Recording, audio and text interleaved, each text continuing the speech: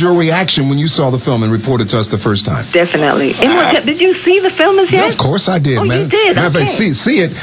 Let's just say I have a copy. I'm getting ready to go see it again on Monday. My youngest son, Kemet, is in town. He's actually in the studio with me tonight. And that's our big project, is that, going to see that film, because he's a musician and an artist.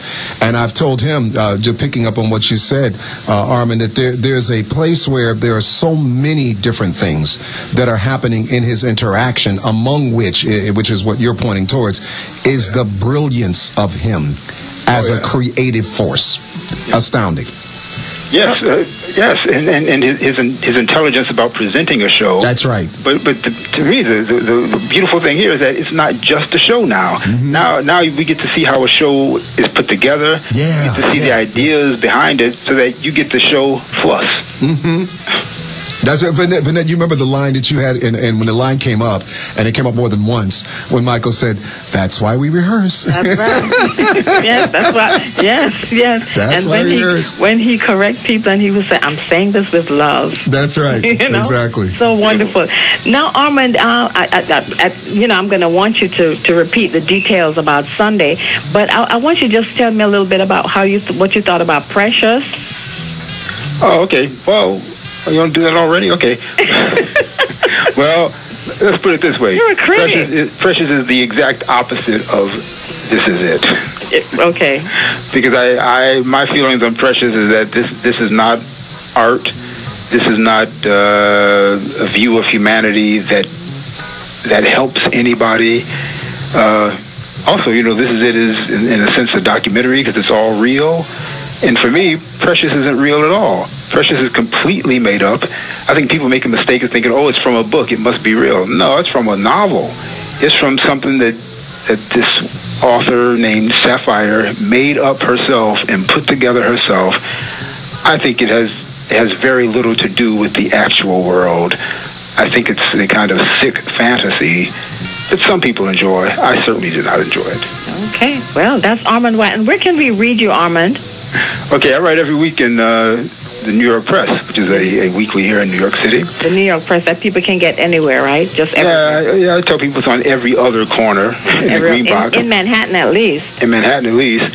And it's also, a version of the paper is also on the web. It's also on the web. And also, Armond, you're president. You've been elected president. Can you explain a little bit?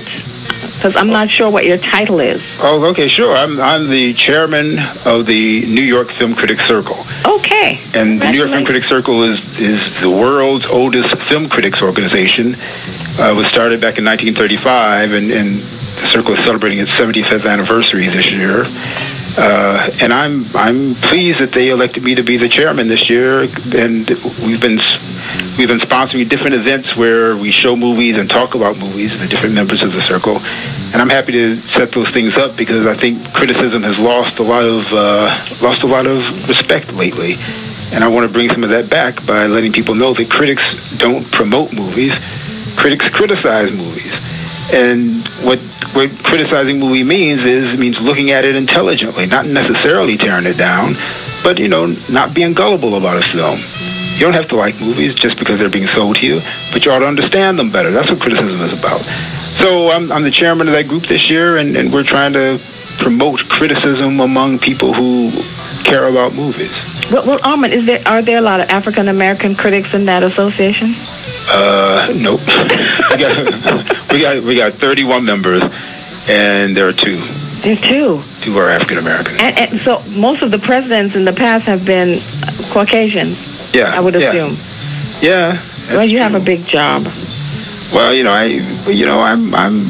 I'm happy to be the chairman of the group, because it's about time that they had an African American chairman. But to be honest with you, I was also the chairman back in '94, and the other African American who's in the group is a writer named Dwight Brown, and he had been chairman of it once before too. But I'm happy to be the first African American to chair the group twice. Oh, twice. And I take it seriously. I'm sure you do. I'm sure you do. Because as I said before, in Imhotep, I've been writing. I started out writing in New York at the City Sun, the black-owned newspaper. That's right. The late limited City Sun. Yeah. And in fact, with the Michael Jackson book, it's called Keep Going, the Michael Jackson Chronicles. What that is primarily it's a collection of the articles I've written about Michael Jackson over the years, starting with those pieces in the City Sun. I know a lot of people like those pieces and have been wondering where can they get them, how can they read them again, because the City Sun folded in '96. Yes. Well, this book brings them back. And so I'm happy to be presenting the book at the Lincoln Center show on Sunday, along with Michael's movies. Let me just say before Vinette takes you into our closing tonight that I'm sort of, Vinette, I'm looking around and I don't see my copy of the book. I'm looking under my table here and I'm trying to. Well, I'm looking around too. Armond, we're trying to find our copy of this book. You know what I'm saying? Like, I'm trying to. I can't. Let me see under here. I don't see it here. Yeah, maybe it's in the top drawer to the left.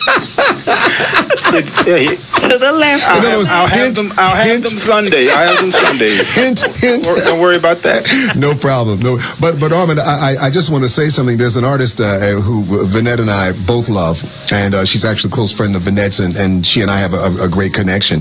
But you said some things about Michael that, ironically, I felt the same way about this particular artist. That there is something along the line of the issue of video artistry that I believe you're tapping into in your analysis of this thing with Michael, that I think Vinette holds true also for an artist who, frankly, I have thought about presenting myself in terms of the range of her work.